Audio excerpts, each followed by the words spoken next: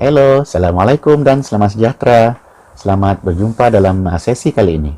Nama cikgu ialah Cikgu Makrin bin Haji Sudi. Cikgu merupakan Ketua Guru Disiplin di SK Ranau, Kota Marudu.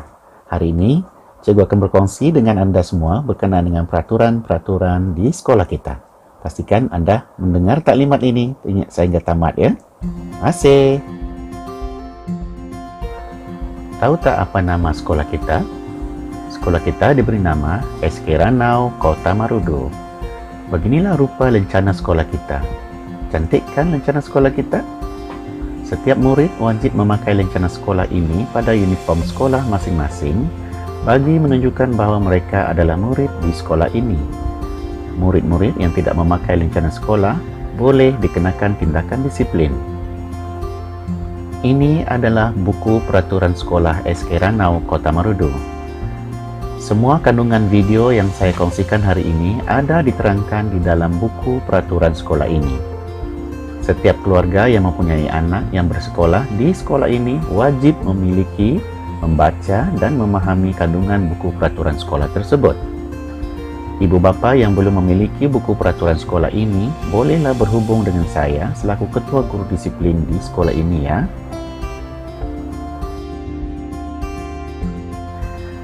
Murid-murid tahu tak pukul berapa sesi persekolahan kita bermula dan berakhir? Mari kita lihat. Loceng masuk akan dibunyikan tepat pada pukul 7.20 pagi setiap hari menandakan sesi pembelajaran di kelas akan bermula. Murid-murid hendaklah datang ke sekolah lebih awal sebelum loceng masuk dibunyikan. Murid yang lambat akan diambil tindakan disiplin. Ibu bapa atau penjaga hanya boleh mengantar anak-anak hingga ke pintu pagar sekolah sahaja. Ibu bapa tidak dibenarkan masuk ke kawasan sekolah jika tiada urusan penting atau jika tidak mendapat kebenaran dari pihak sekolah. Semasa bergerak masuk ke sekolah, murid-murid hendaklah sentiasa memakai pelitup separuh muka dan berjalan melalui laluan yang disediakan sehingga masuk ke kelas masing-masing.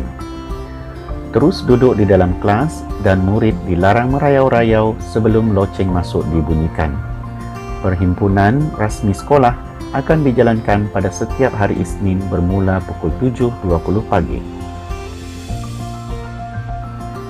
Waktu rehat. Waktu rehat untuk murid-murid membeli makanan di kantin sekolah ialah bermula pada pukul 9.50 pagi. Murid-murid yang ingin membeli makanan di kantin hendaklah berbaris dengan teratur mengikut laluan dan anak panah yang telah disediakan. Semasa di kantin, murid-murid hendaklah sentiasa mengamalkan penjarakan fizikal sekurang-kurangnya 1 meter antara satu sama lain bagi mengelakkan penyebaran kuman dan virus. Selepas selesai membeli makanan, murid dikehendaki kembali ke kelas masing-masing dengan melalui laluan dan anak panah yang telah disediakan. Murid-murid hendaklah makan dan berehat di dalam kelas masing-masing. Murid-murid dilarang bermain dan merayau-rayau sepanjang waktu rehat. Waktu rehat akan tamat pada pukul 10.10 pagi dan pembelajaran akan disambung sehingga waktu pulang. Waktu pulang. Waktu pulang adalah berbeza-beza mengikut hari dan tahap kelas. Bagi murid tahap 1, iaitu tahun 1, tahun 2, tahun 3, pada hari Isnin dan Selasa akan pulang pada pukul 12.40 tengah hari. Hari Rabu dan Khamis, murid akan pulang pada pukul 12.10 tengah hari, manakala pada hari Jumaat, murid akan pulang pada pukul 11.10 pagi. Bagi murid tahap 2 pula, iaitu tahun 4, tahun 5 dan tahun 6, pada hari Isnin hingga hari Khamis, murid akan pulang pada pukul 12.40 tengah hari, manakala pada hari Jumaat, murid akan pulang pada pukul 11.40 pagi. Murid tahap 2 akan mengikuti aktiviti co-curriculum pada setiap hari Rabu selepas waktu persekolahan. Maklumat berkenaan aktiviti co-curriculum ini akan diterangkan oleh penolong kanan co-curriculum kemudian nanti. Selepas waktu pembelajaran tamat, murid-murid dikehendaki beratur keluar dari kelas ke tempat menunggu bas atau terus pulang ke rumah masing-masing. Semasa berkumpul di tempat menunggu bas, murid-murid masih dikehendaki menjaga penjarakan fizikal sekurang-kurangnya 1 meter bagi mengelakkan penyebaran kuman dan virus.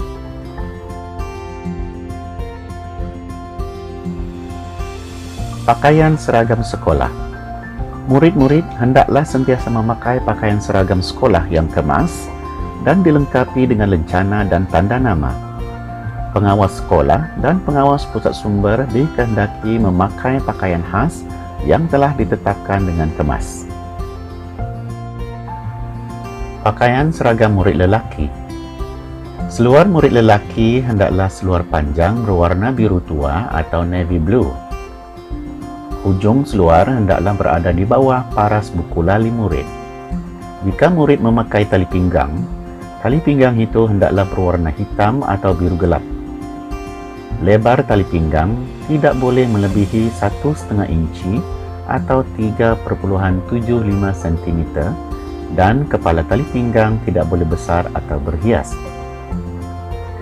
Baju murid lelaki adalah berlengan pendek dan berwarna putih sahaja. Hanya pengawas sekolah dan pengawas pusat sumber sahaja yang dibenarkan memakai pakaian khas yang berwarna lain bagi membezakan mereka daripada murid-murid yang lain. Ini adalah contoh pakaian seragam yang lengkap bagi seorang murid lelaki di sekolah rendah. Rambut murid lelaki. Rambut murid lelaki hendaklah sentiasa disikat dengan kemas dan pendek. Murid lelaki yang berambut panjang adalah melanggar peraturan sekolah. Ini adalah contoh aturan potongan rambut murid lelaki.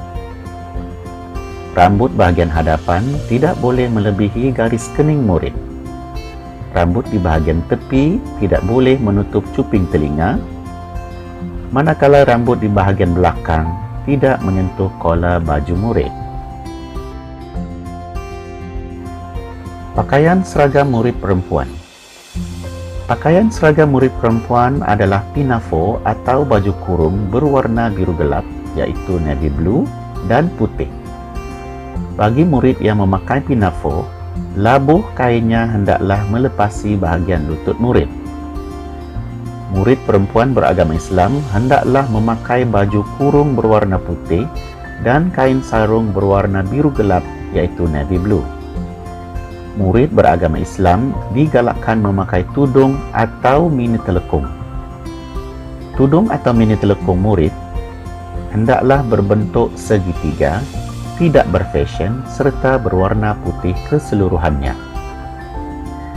Pakaian baju kurung ini juga boleh dipakai oleh murid yang bukan beragama Islam.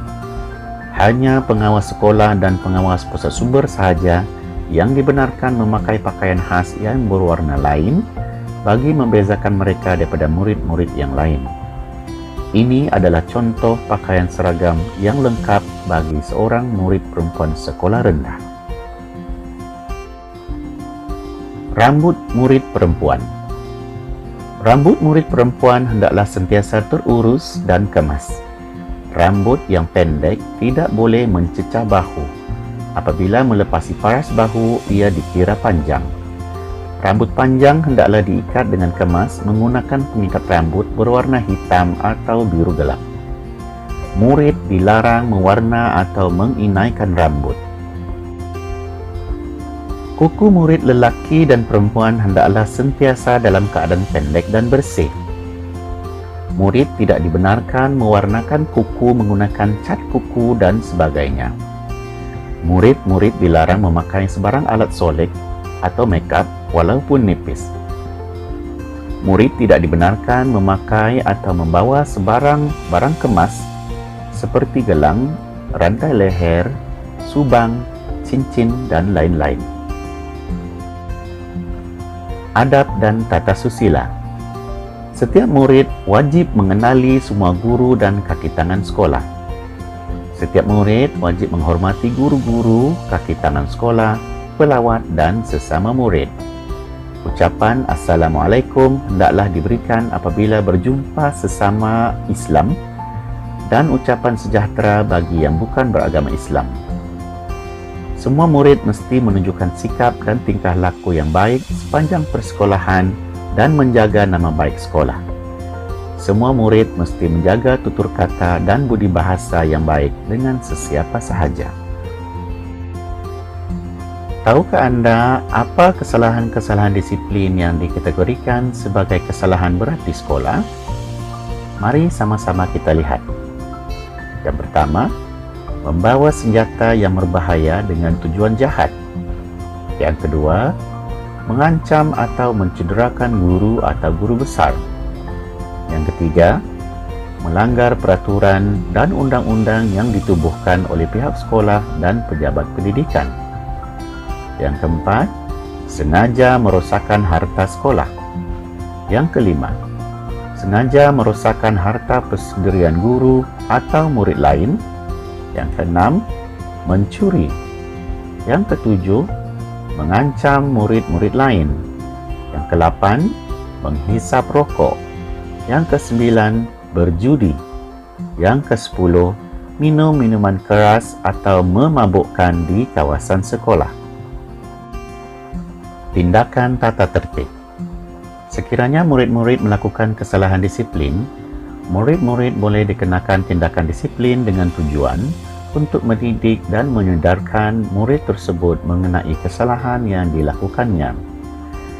Tindakan disiplin dan hukuman tata tertib yang boleh dikenakan adalah nasihat atau kaunseling, menghubungi ibu bapa atau penjaga, amaran pertama, kedua, dan ketiga, rotan 1 kali, 2 kali, atau 3 kali, rotan melebihi 3 kali, digantung persekolahan, ditukar ke sekolah lain, dibuang sekolah, atau laporan kepada pihak polis.